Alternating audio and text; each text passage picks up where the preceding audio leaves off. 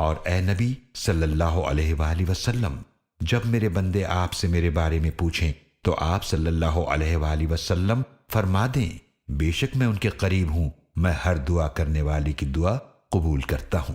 जब भी वो मुझसे दुआ करे तो उन्हें चाहिए कि वो भी मेरा हुक्म माने और मुझ पर ईमान रखें ताकि वो हिदायत पर आ जाएं।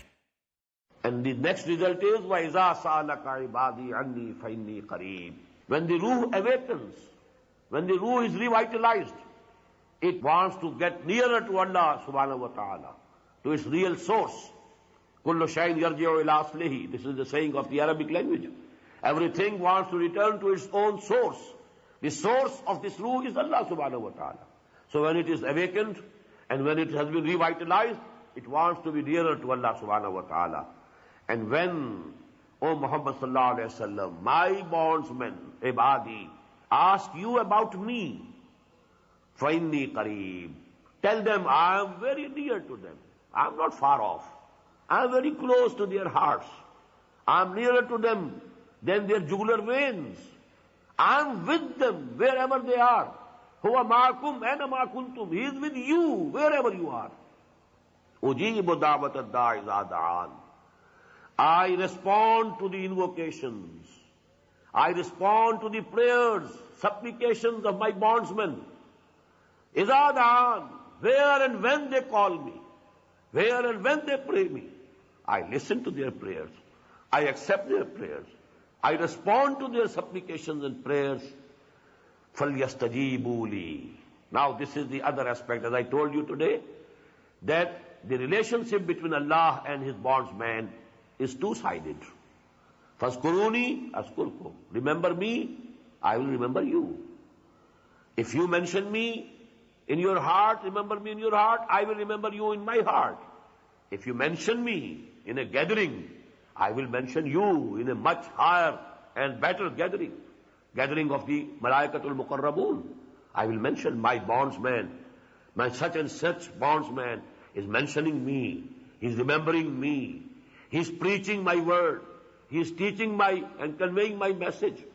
So I will be mentioning him.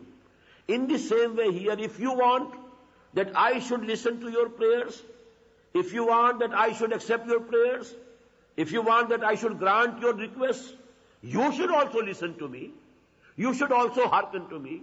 You should also respond to me. You should also accept my commands. فَلْيَسْتَجِيبُوا لِي وَلْيُؤْمِنُوا بِي.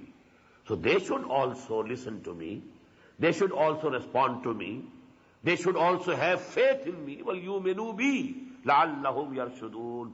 So that they are led aright and they go straight to the final destination when Allah subhanahu wa ta'ala will be pleased with them. رَضِيَ اللَّهُ عَنْهُمْ وَرَضُوا عَنْهُ. There will be a mutual pleasure of both.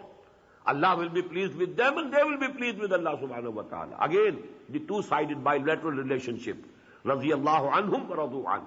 Now this ayah has another aspect of importance, and that is that this is the biggest Magna Carta of the rights of human beings that was given to humanity 1400 years ago.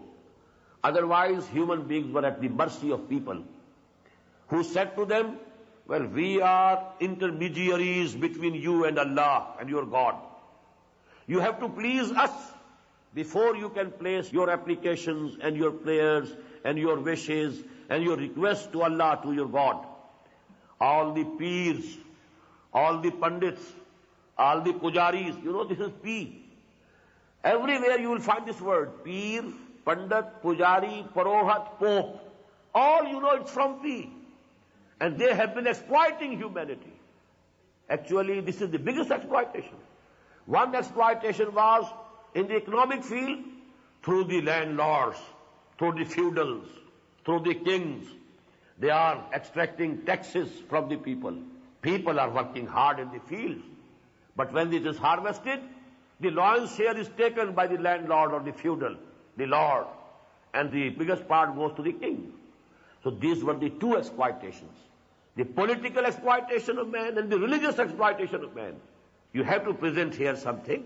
That is why in the temple of Somnath, the amount of wealth, gold, that was gathered over there. Where from did it come? From people who had some applications, some wishes. They wanted to pray to their gods, and they had to please, the custodians of that temple first. So that was actually, and Allah subhanahu wa ta'ala has freed us. क्यों खालिक व मखलूक में हाइल रहे पर्दे, पीराने कलीसा को कलीसा से उठा दो. There shouldn't be any distances between the creator and the created. They can communicate directly.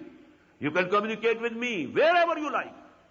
It's only you don't want to communicate with me because you have a guilty conscience, because you know you are earning haram, you are eating haram. You don't have the face to face Allah subhanahu wa ta'ala. You don't have the tongue to talk to Him because everybody knows what He is. He knows what I am. Therefore He wants some other ways, by hook or crook. You please some peer and you place something on the grave of some waliullah, and then all your wishes will be granted. So that is actually a very cunning way of exploitation that has been given an end by this ayah. وَإِذَا سَأَلَكَ عِبَادِي عَنِّي فَإِنِّي قَرِيبٌ أُجِيبُ دَعْوَةَ الدَّاعِ إِذَا دَعَانِ. You need not go anywhere to call me. You need not please anybody to call me, to be able to communicate with me. Only whenever you like, but with sincerity. Make a firm resolve. I will respond to Allah's call. I will listen to Him. I will obey Him. I will act according to His commandments. And then talk to Him. He will listen to you. He will grant your requests. وَإِذَا سَأَلَكَ عِبَادِي عَنِّي فَإِنِّي قَرِيبٌ أُجِيبُ دَعْوَةَ الدَّاعِ إِذَا دَعَانِ فَلْيَسْتَجِيبُوا لِي. The second part of this covenant should be also fulfilled.